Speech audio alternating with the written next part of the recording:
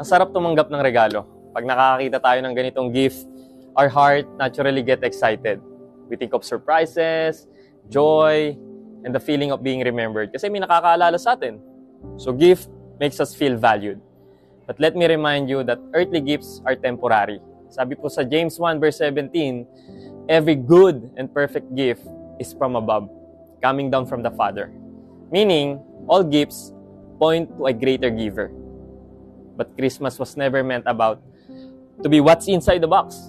Kaya papabasa ko po sa inyo yung tarpaulin na pinagawa ko. Sabi po dito, ayan, this Christmas, the greatest gift is not something money can buy.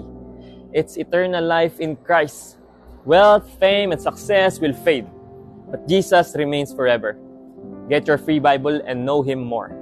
So ngayong Christmas po, gagawin uli natin yung ginagawa natin every year. Mamimigay tayo ng Bible kasi po pwede tayo magregalo ng mga temporary na bagay. Pero pag nilid natin sila kay Christ, yun po ang pinaka-importante. Alam niyo po, di ba, sabi sa pinaka-sikat na Bible verse, John 3 verse 16, for God so loved the world that He gave His one and only Son.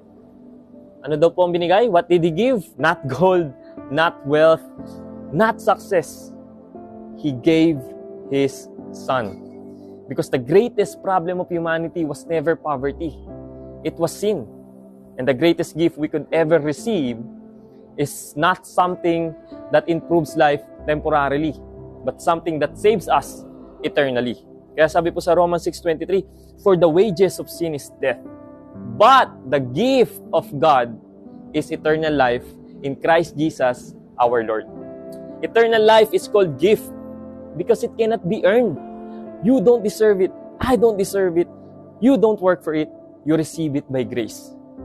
So this Christmas po, you may receive many gifts, and that's beautiful. Wala pong problema doon.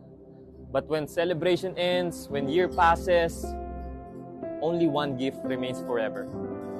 Jesus Christ. He died for your sins. He rose again so that you can live forever. So today, tanggapin niyo po ang pinaka-greatest na regalo na pwede niyo matanggap sa buhay ninyo, eternal life in Christ Jesus.